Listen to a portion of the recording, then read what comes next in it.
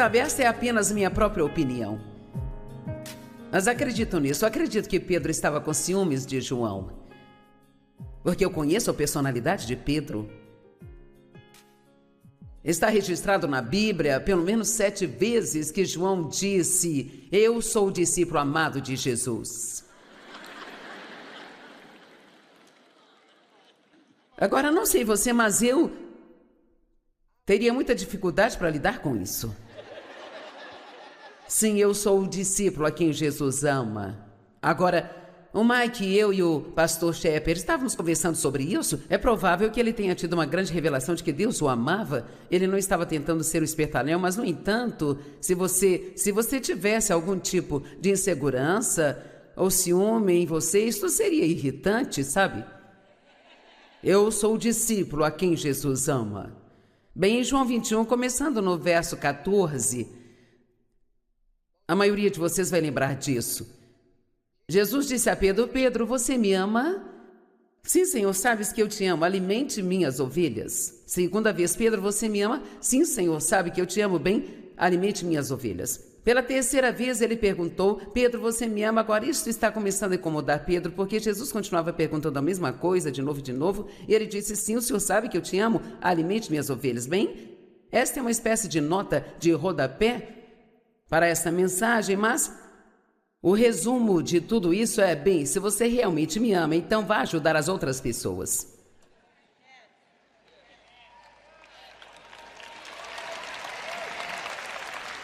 Deixe-me te dar algo gratuito. Não tem nada a ver com a mensagem de hoje, mas deixe-me te dar algo de graça e você pode guardar no bolso e levar para casa. O que é que você está fazendo para ajudar aos outros?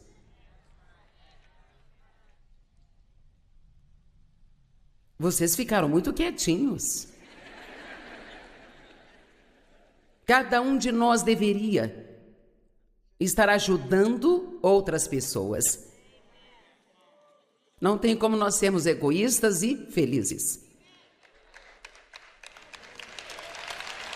Amém? Isso não é possível. Então ele disse: se você me ama, ajude aos outros. Então ele continua dizendo a Pedro, ele disse: em verdade te digo, quando você era jovem, você se vestia e você ia para onde queria. E eu acho que ele quis dizer, quando você era um cristão mais jovem, quando somos cristãos bebês, fazemos nossas próprias coisas e Deus tolera tudo. Ele ainda tem muito trabalho a fazer na nossa vida, mas ele diz, quando você envelhecer, ou digamos que ele quis dizer, quando você amadurecer mais, outro então vai guiar você e te levar a lugares onde você não deseja ir. E ele disse isso a Pedro para indicar a ele que tipo de morte ele morreria para glorificar o Senhor. E sabemos que Pedro foi crucificado de cabeça para baixo numa cruz. Quando disseram que ele seria crucificado, ele pediu para ser crucificado de cabeça para baixo, porque ele não queria ser crucificado como seu Senhor. Ele achava que não era digno disso. Mas aqui está a parte que eu amo. Ele disse: você me ama? Você me ama, você me ama, então vai haver coisas mais difíceis acontecendo na sua vida. Este é o tipo de morte que você vai sofrer para glorificar-me. E o que Pedro disse sobre isso? Pedro se virou e ele viu aquele discípulo a quem Jesus amava. Bem, é claro, ele estava lá, seguindo-os. Este foi aquele que se deitou no peito de Jesus durante a ceia e disse: Senhor, quem vai te trair? E quando Pedro viu a ele, ele perguntou: Senhor, e quanto a ele?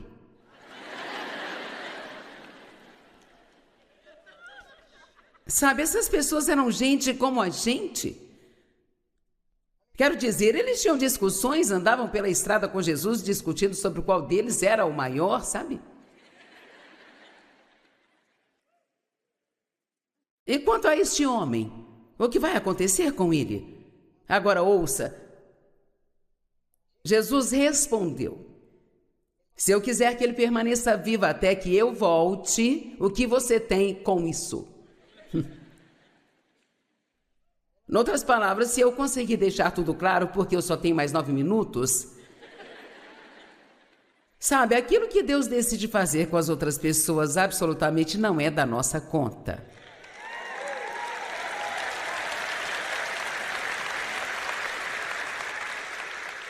Quero dizer, verdadeiramente, realmente não é da nossa conta. O que temos que fazer é lidar com as nossas próprias coisas e confiar em Deus, de que Ele sabe o que está fazendo. E sabe, eu não sei por que Deus escolheu esta mensagem para eu pregar esta noite aqui. Eu tenho tantas mensagens que eu posso pegar e pregar, mas eu confio em Deus de que qualquer mensagem que Ele me dê, onde quer que eu vá, é a mensagem que eu deveria levar para aquele lugar em particular. E eu realmente acredito, nem todo mundo aqui, é claro, mas algumas pessoas têm problemas com isso. E pode haver algumas coisas em você que ficaram presas aí dentro por muito tempo, sabe? E esta noite pode ser a noite da sua libertação. E talvez você venha se perguntando, onde estão as suas bênçãos, bem? Se você está com ciúme de outra pessoa, isso tem que ir embora antes que as bênçãos possam chegar. Você se lembra de Raquel e Lia na Bíblia? Uma história muito interessante. Duas irmãs, Jacó aparece e ele então coloca os seus olhos em Raquel e a Bíblia diz que ela tinha uma aparência adorável e era tão linda. Cara, ele queria se casar com ela. E a Bíblia diz que Lia, isso está em Gênesis 29:16, Lia era a irmã mais velha e de acordo com o costume deles, a irmã mais velha sempre se casava primeiro. Então, por direito, Lia deveria ter se casado primeiro. Mas ele queria Raquel. E diz a Bíblia que Lia tinha os olhos fracos. Eu acho que é uma boa maneira de dizer que ela era a irmã feia, sabe?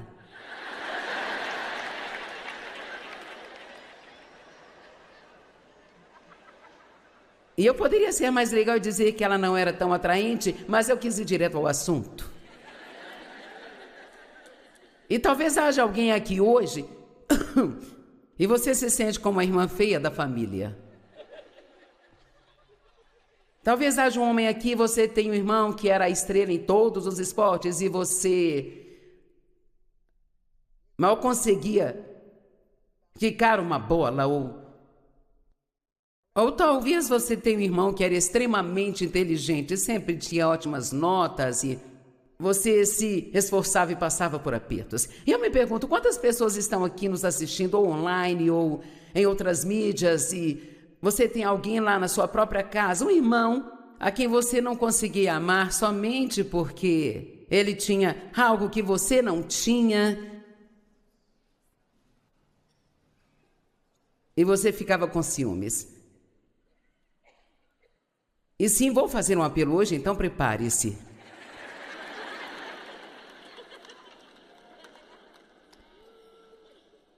Bem, eu vou me arrepender com o Senhor quando chegar em casa?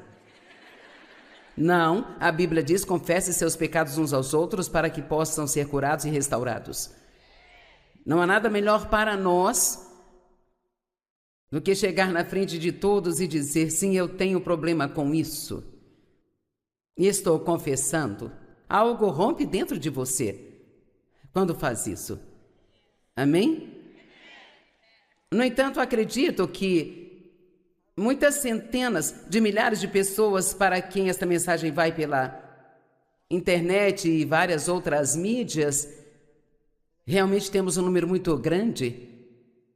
Certamente haverá algum arrependimento acontecendo em algum lugar e também alguma restauração de alguns relacionamentos em famílias e talvez até mesmo em igrejas.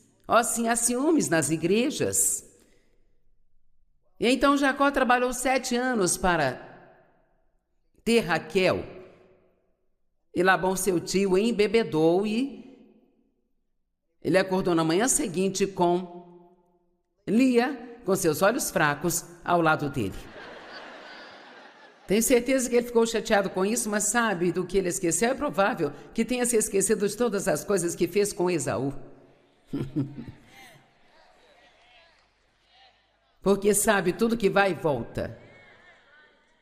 E muitas vezes, quando algo acontece conosco, nós não entendemos por que aquilo está acontecendo, mas nos esquecemos que fizemos a mesma coisa com outra pessoa há muito tempo em algum lugar.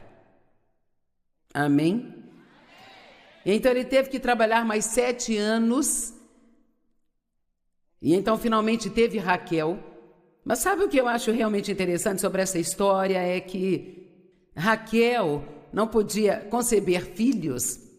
E Lia teve um filho após o outro. Ok, bem. Lia ela não era talvez tão bonita. Não fala nada sobre ela ter uma aparência adorável, sabe? Mas ela tinha filhos, o que era muito importante naqueles dias. Raquel era linda, tinha uma aparência adorável, mas ela foi incapaz de ter filhos por um longo tempo. E, eventualmente, ela finalmente teve. E, ao estudar essa história, Deus me ensinou que ninguém recebe tudo, mas todo mundo recebe algo. Sim. Então, se você parar de olhar para o que você não tem, e o que outra pessoa tem que você gostaria de ter, e se você deixar Deus te mostrar o que você tem, aí você pode começar a fazer funcionar e desfrutar do que você tem, em vez de ter ciúmes daquilo que você não tem. Amém? Alguém pode dizer amém? Agora, deixe-me perguntar.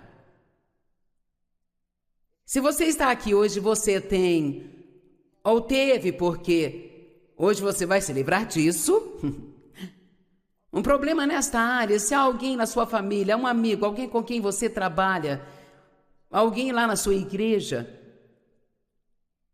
que você tem esse ciúme podre preso dentro de você e quer jogar fora e se livrar disso, quero orar por você, em todas as mídias, onde quer que esteja. Se estiver assistindo em casa, pode se juntar a nós. Eu vou pedir que você seja ousado e se levante agora, para que eu possa orar por você. Obrigada. Obrigada.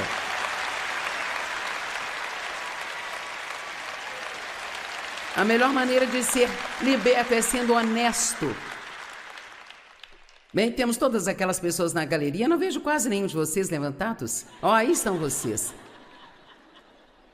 Tudo bem, vamos orar. Pai, eu oro em nome de Jesus para que você quebre a escravidão do ciúme nessas pessoas e que elas sejam libertas deste lugar hoje e que sejam capazes de abençoar aqueles que têm o que elas querem, confiando que o que for o certo para elas, você dará exatamente na hora certa. Ajude-as a enxergar os dons que elas têm e a apreciá-los.